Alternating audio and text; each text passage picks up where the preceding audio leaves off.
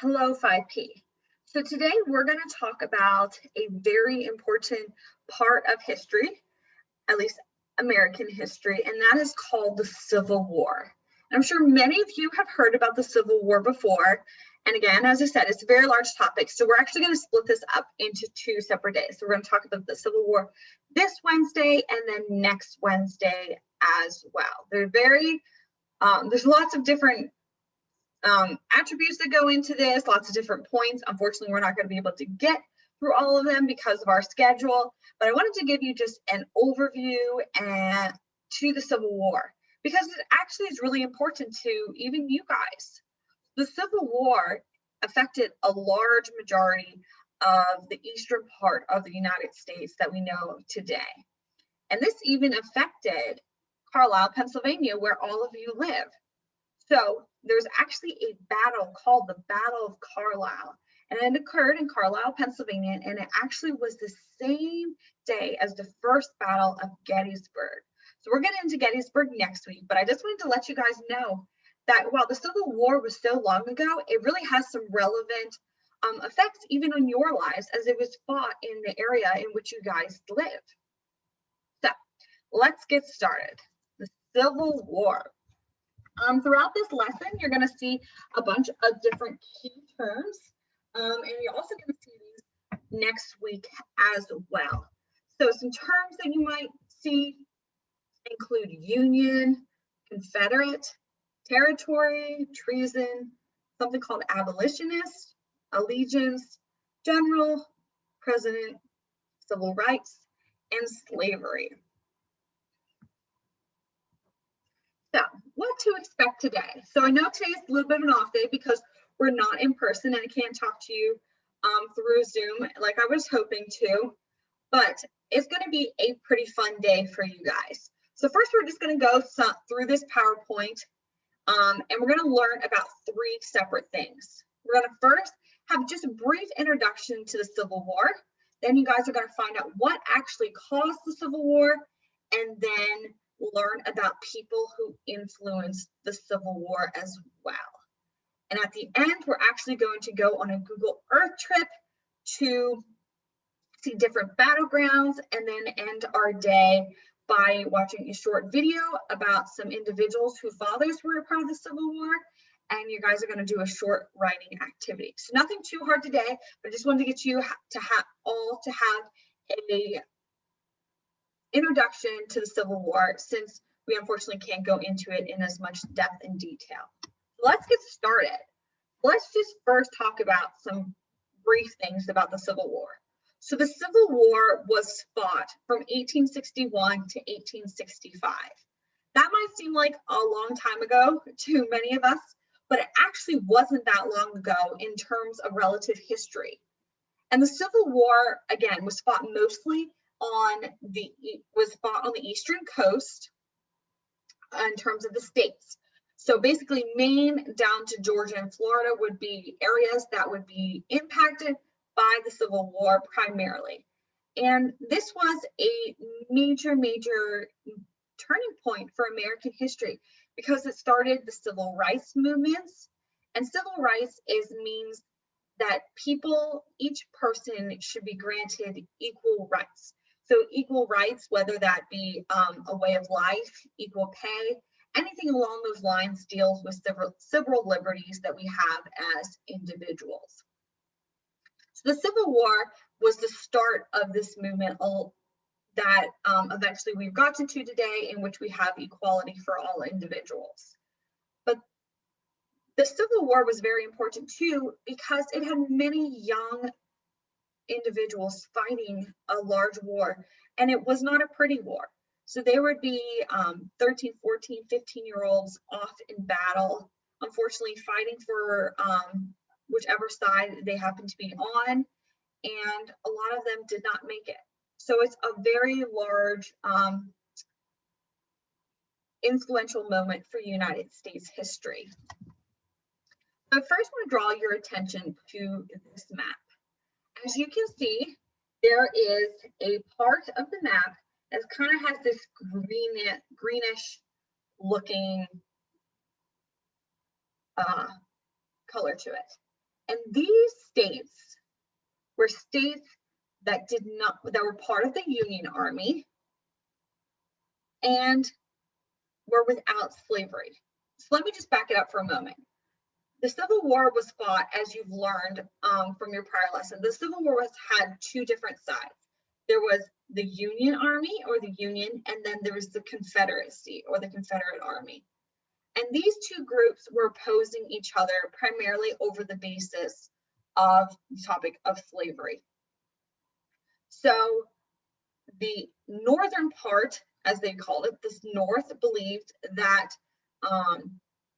enslaved individuals should be freed, while the South believed that, or the Confederacy believed that slavery was okay. So this map just breaks down because it's not all the same. As you can see, Pennsylvania, New Jersey, New York, and above were all Union states that did not have any type of slavery. While West Virginia and Maryland and Delaware, they're kind of like those intermediate zones. They weren't quite part of the South, but they weren't part of the North in terms of their thinking. They were technically part of the Union, but they did have slavery.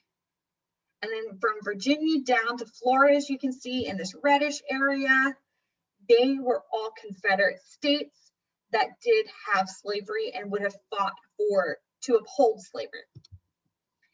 And as you can see, there's also this purplish color, and this purplish color are areas called territories.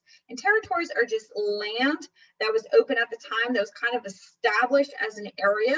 It had some borders to it, but it wasn't a state yet at this point.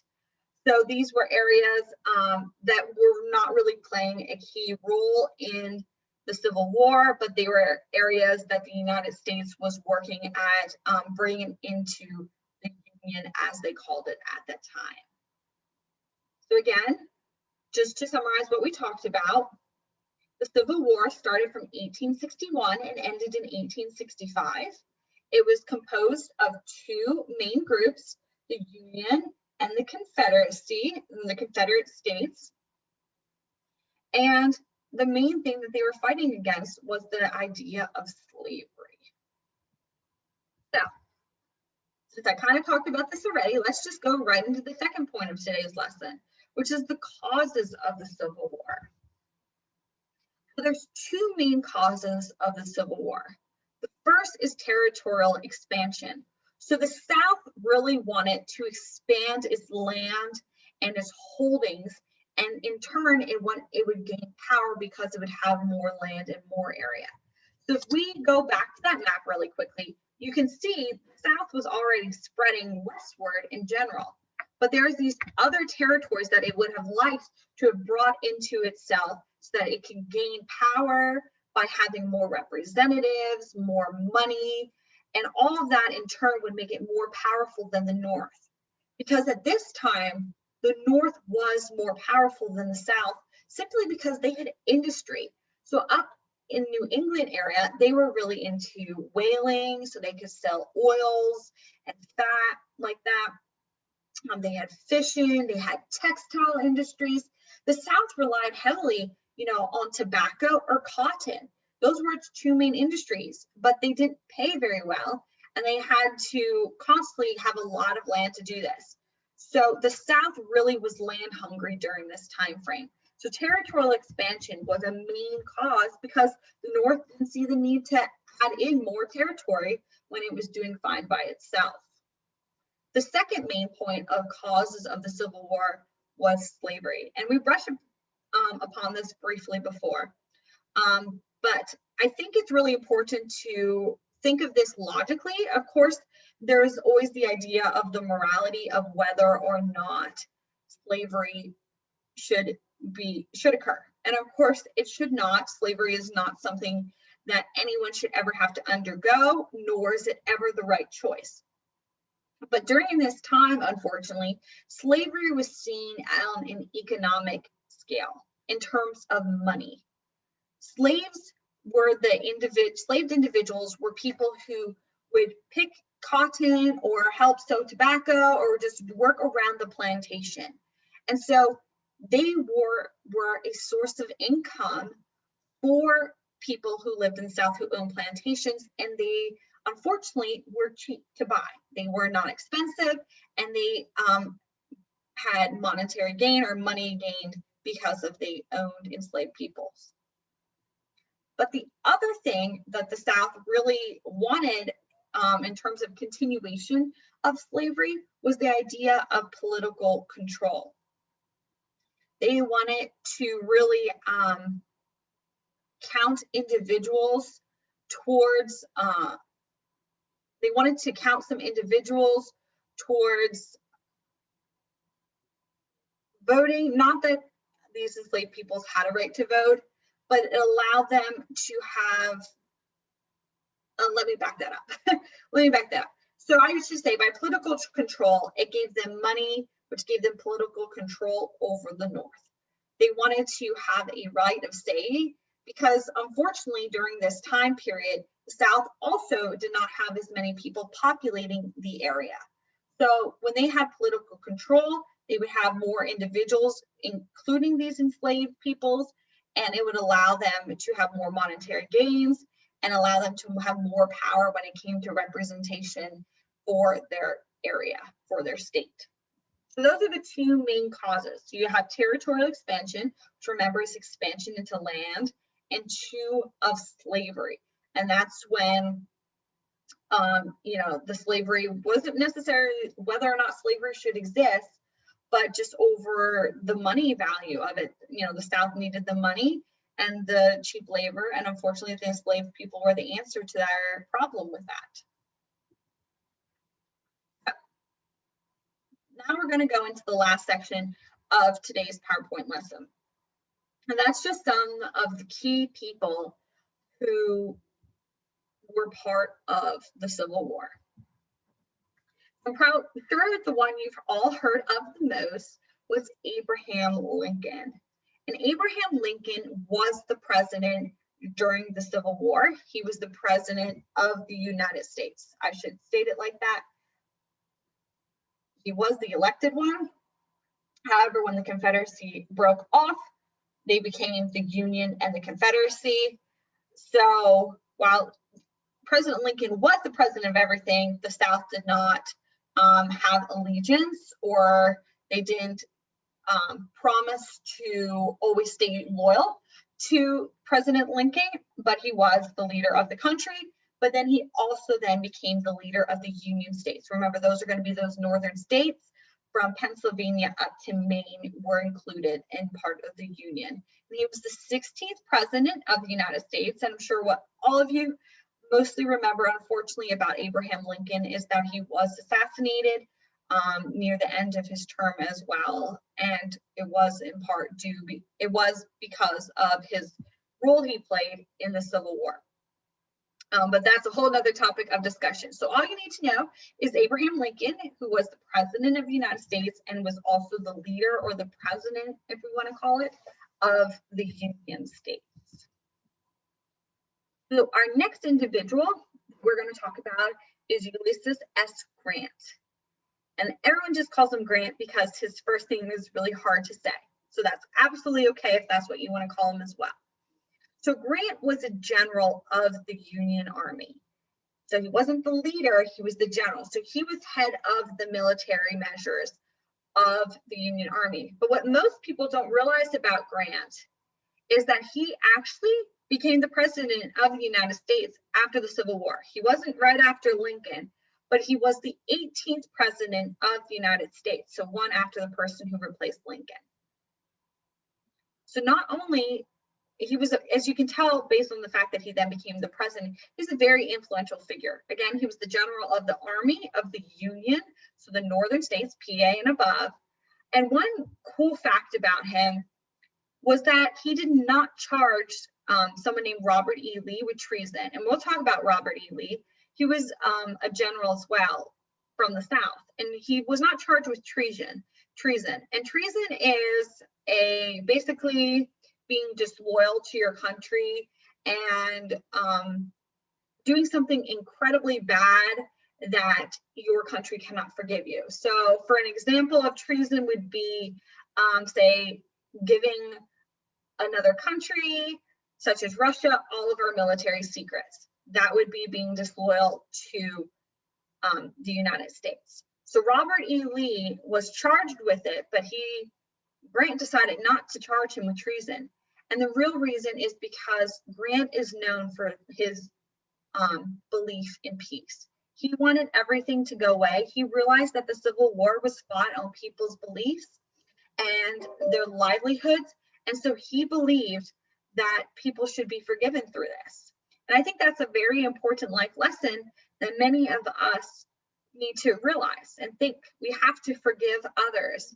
And even as we go through reading our books on, the Holocaust, those are people too. And while what they did was completely wrong, the act of forgiveness is very powerful. And I think it's something we all need to consider.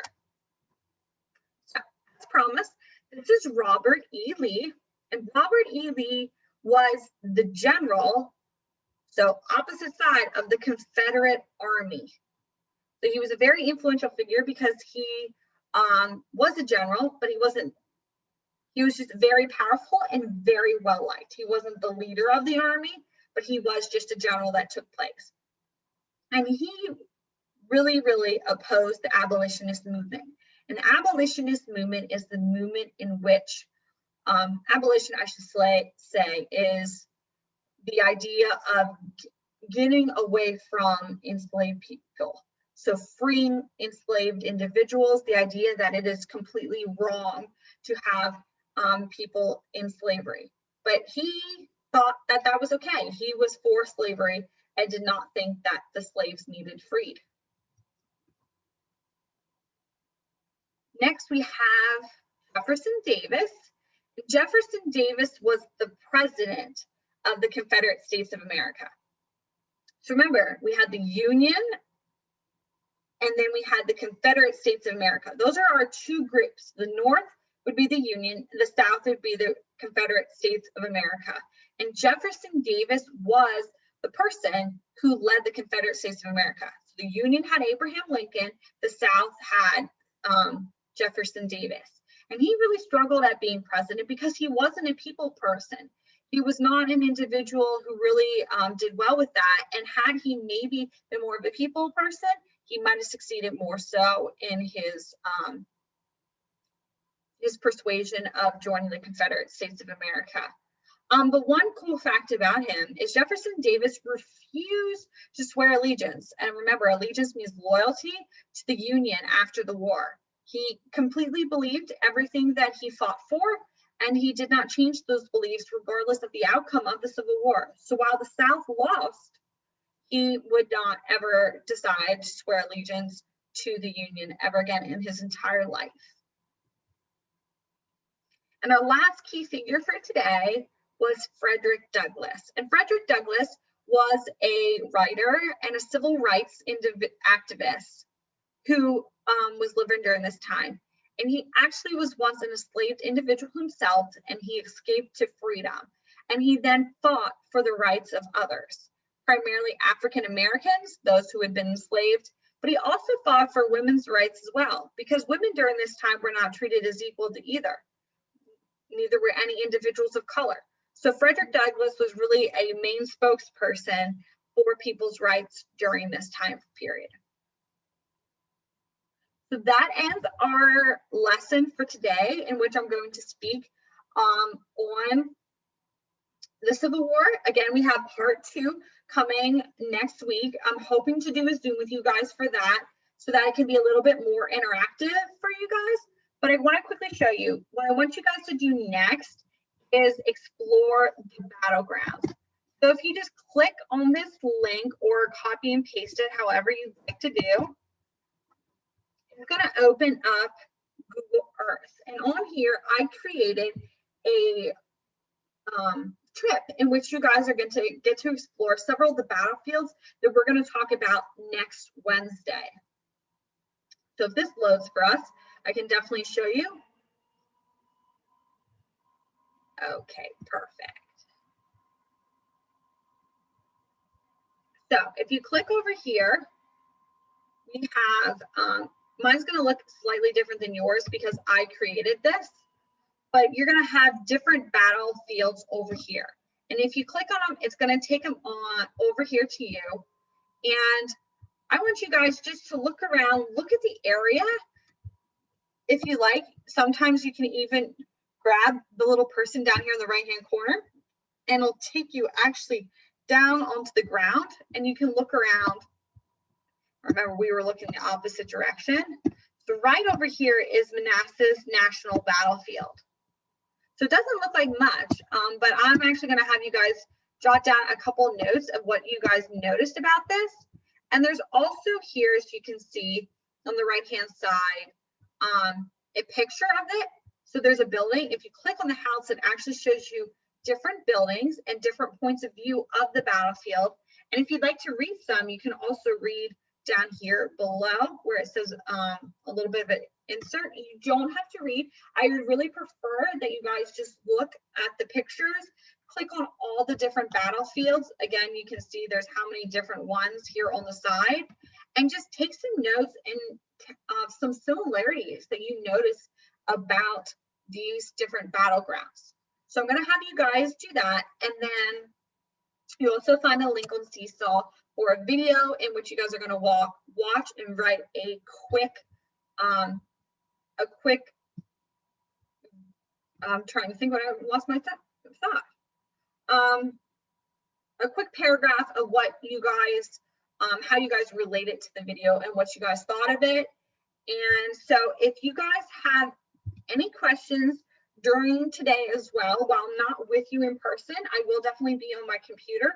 Don't hesitate to reach out to me or Mrs. Patterson. We're both going to be in the classroom, even though you guys aren't there with us, and we will definitely help you out. And I know this was a very quick and brushed over version of the Civil War. It's much more complex.